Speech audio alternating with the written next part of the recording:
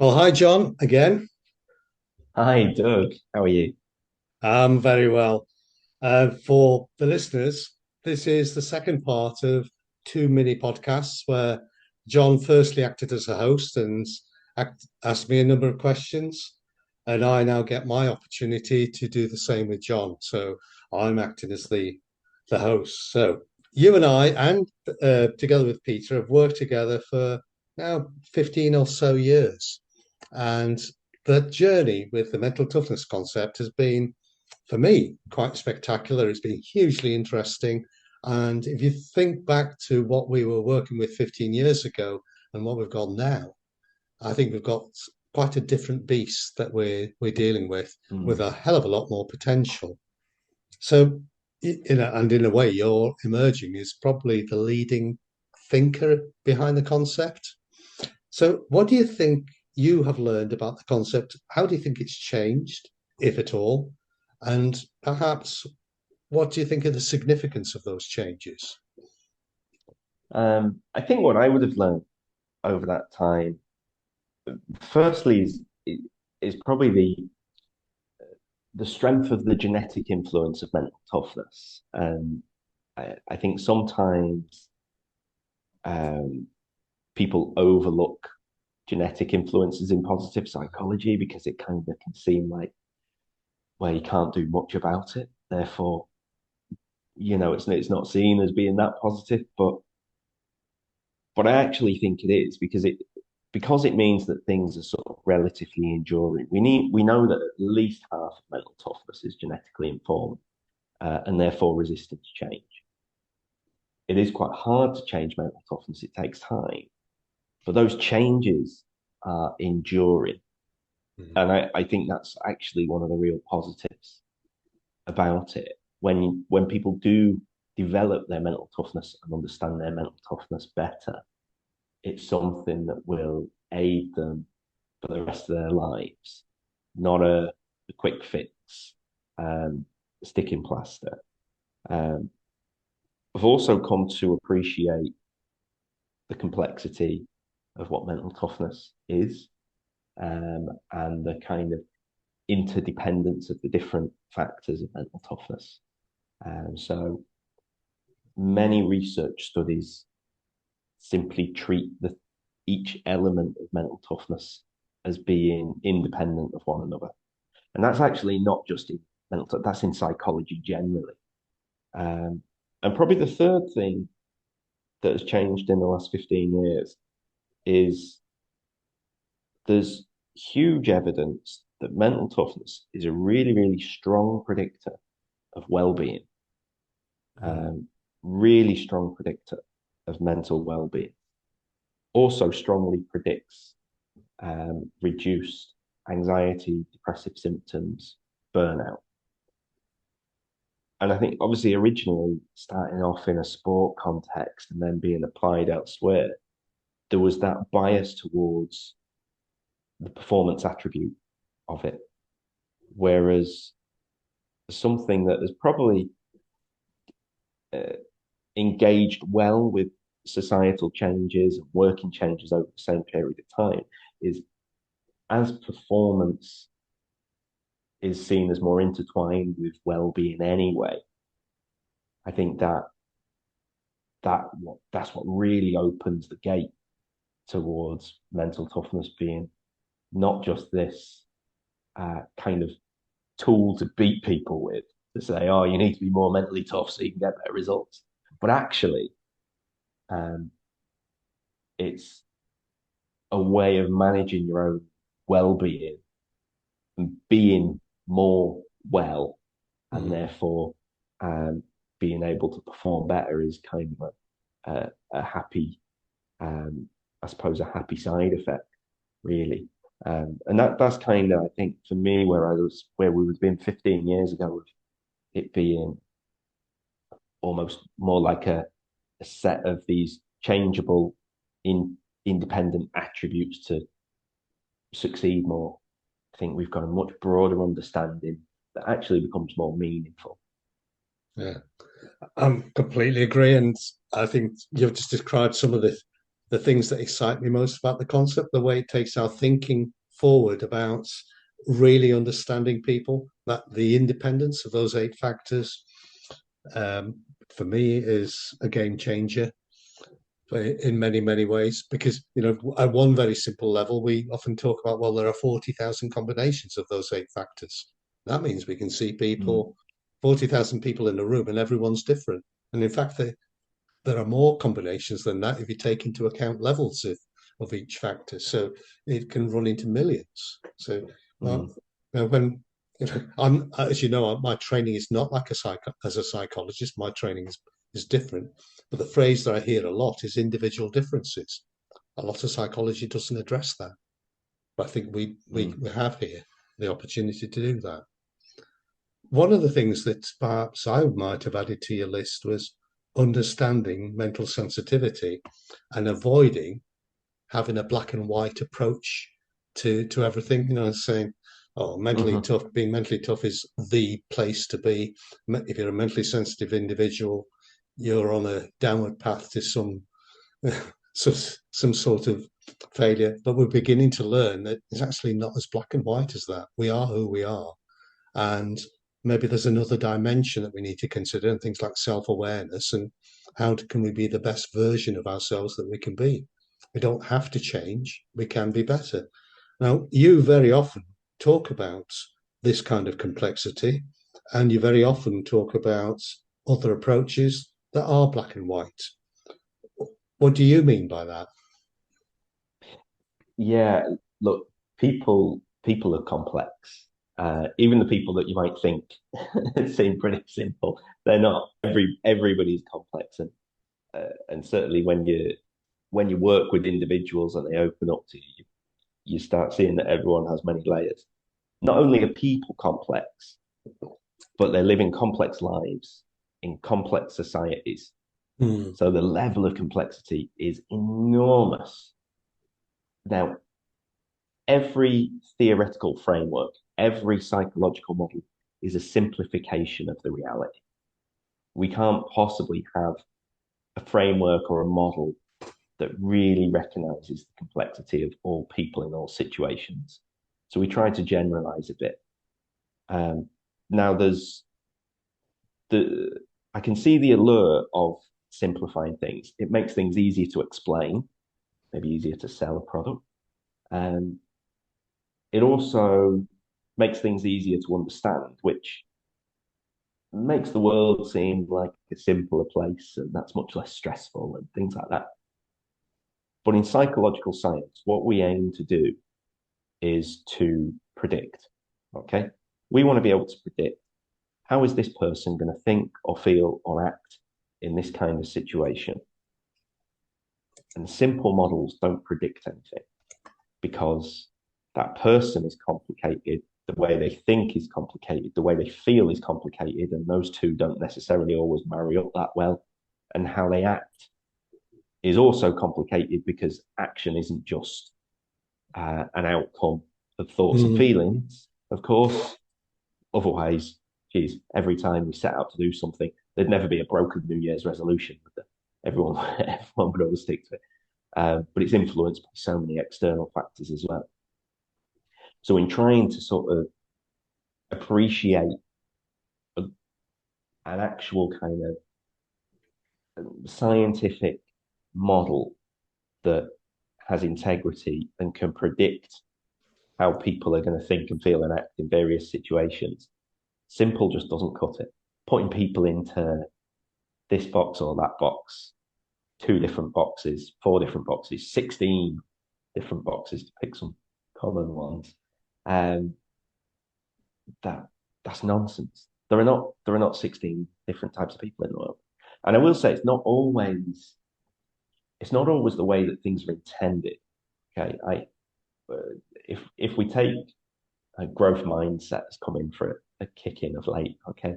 Um, uh, the early papers around growth mindset never said people should be classified as having a fixed or flexible slash growth mindset. But the message is easier to get across once it's oversimplified. Um, it moves quicker, and then it's kind of away with it. And then then what are we saying? 3.5 billion people in the world have a fixed mindset, 3.5 billion, and they're all the same. Come on. We intuitively know that's not the case. So we have to be careful, and that's where we try and really develop the complexity within the model. Complex models do mean longer assessments, and a lot more understanding is required to be able to interpret them. But they're 1,000 times more accurate than simple models. People are different. People are complicated. I've never met two of the same people in my life. So why should I try and understand them as being, well, because you fit into this box? What, because it's easier for me? That's not what I'm trying to do. I'm trying to understand the actual truth behind it, not kind of just take shortcuts.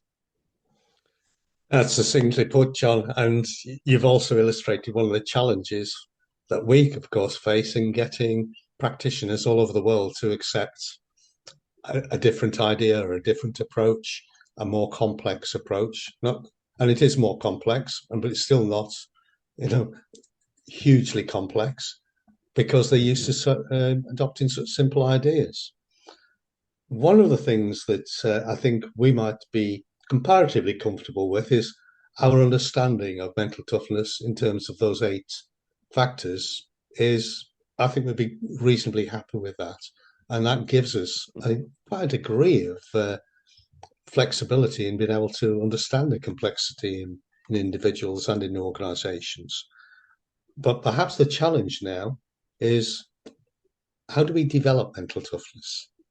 And there's that interesting paper that came out of Oxford that pointed to such a lot of development activity. The vast majority of development activity is individualized, but it's not focused on the needs of a particular individual. So they mean that you could be sent on a course for your reasons, but the course wouldn't necessarily, or the coaching wouldn't necessarily be wrapped around your particular needs. I think mental toughness might have something to say there. Would you agree? Yeah, because what we're trying to do there is get a real appreciation of the facets that can lead to somebody's understanding and interpretation and appraisal and perception of different situations or their own capacity to do things. So what do I mean by that? Is those programs you mentioned, and actually that particular study that you're referring to there found that there are many resilience-based programs out there that actually had a small negative effect on people. And it is because they don't have that kind of personalization element to them. And sometimes I think interventions fall foul of kind of thinking it's the intervention, it's what you do, whereas actually it's the person's understanding of what you're talking about. It's the psychoeducation part that matters. So I mentioned earlier, people love that kind of simplicity. Everyone wants to hear, here's 5 steps, or the internet clickbait, 7 simple things you can do that'll change your life, or whatever. There's always a number, isn't there, right? Yeah. And sometimes interventions are packaged in this, what I call IKEA psychology, the idea that you can just go get this intervention, this toolkit, and it's off the shelf, flat packed.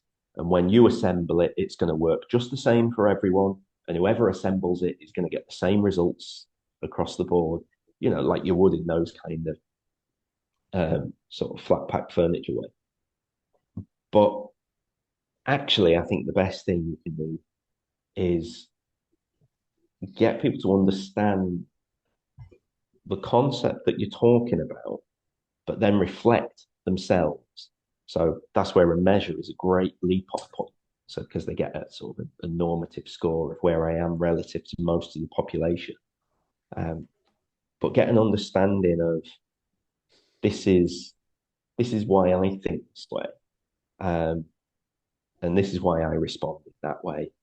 And then you kind of, with support, go on that journey to see what works for them to do it, which is a very different approach to saying, here's a bunch of things, try X, Y, and Z. Okay. That's not to say that those X, Y, and Z don't work. They almost all will work. But whether you find the right one for the right person at the right time, it almost luck if it's not based on some sort of individual reporting and understanding. And that for me, that understanding comes through the profiles. So with the MTQ plus, we try and recognize that kind of complexity, not typing, but really understanding. An example I often give, okay, is let's say someone scores high in achievement orientation. So they set out to do something and they get it done. Let's not just take that as an individual thing on its own, though. Maybe that's twinned with other aspects of high scores for mental toughness as well, which means it's quite healthy. It's almost because they're keeping on top of stuff. That's why it's not draining them and they can do it. But what if that high achievement orientation is twinned with low confidence in ability and low emotional control? What you've got there is somebody who is sticking at a task and persevering with it, but largely because A, they don't believe whatever they do is ever good enough. So that's why they keep doing it. And B, they have that kind of evaluation apprehension where the anxiety and the fear of somebody judging their work is why they keep striving to do more and more and more, and they don't put a lid on it and stop. So you could have two people score an 8 or a 9 on achievement orientation. Great.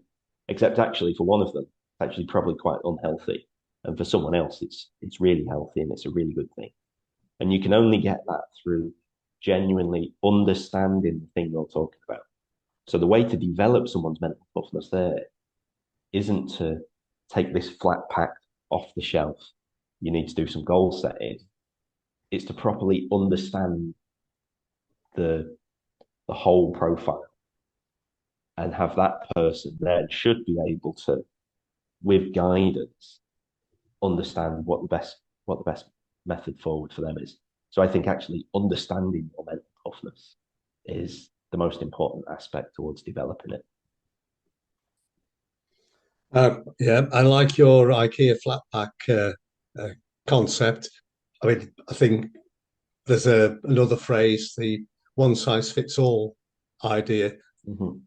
That paper specifically spoke about that. The previous paper on a similar theme identified that as a major problem. And I would guess, for the last 20 years, it's been a phrase that's been bandied around in the world of people development. But it's become a cliche. People don't really understand what it means. They just spout this term. And one size fits all means, for me, means you've got to customize what you do to the individual, but then you need to prepare the individual as well. The individual has got to understand exactly what it is about them that needs developing and what they need to get out of even a flat pack workshop. But if they have that kind of self-awareness, at least they have a chance of taking out of a workshop what they need, not just having to sit there and have stuff thrown at them. Last question, John. We straddle the world of academia and the world of practitioners, and really we want practitioners to go out and be disciples and take the concept out to the world around us. What would be the one thing that you would say to a practitioner that hopefully would compel them or get them to think about including the concept in their work? What would that be? I'd probably say that being mentally tough makes life easy. And what I mean by that is that I mentioned earlier, life is complex, right? Life is quite hard. There are stresses in life. Stress will find you if you don't go out and find it anyway. Um, and we only have so much resource to be able to deal with that, with those challenges, those demands. So if you can raise your mental toughness and understand your mental toughness and perhaps put appropriate strategies in place where you might be sensitive, um, you'll be able to navigate demands without using all of your resource. You'll have more resource left over. So life becomes that bit easier. And as a result of that, you're able to achieve the same things without using all your resource. With that additional resource, you take it easy, sit back, be more content. Maybe you strive for more, and you achieve more. Or maybe you use that to support other people. When you're kind of using everything you've got just to be able to stay afloat, keep your head above water, keep achieving what you're trying to achieve, it's very hard to support other people. If you can understand your mental toughness, might develop your mental toughness, might simply be understanding where you've got mental sensitivities and putting appropriate strategies in place for them, life will be easier. And if it's easier, it allows you to enjoy life being easier, or perhaps put those resources that you have towards other avenues as well. That sounds like an offer no reasonable person could refuse, John. Yeah. Thank you, John. There's been a brilliant conversation as ever. Pleasure, Doug.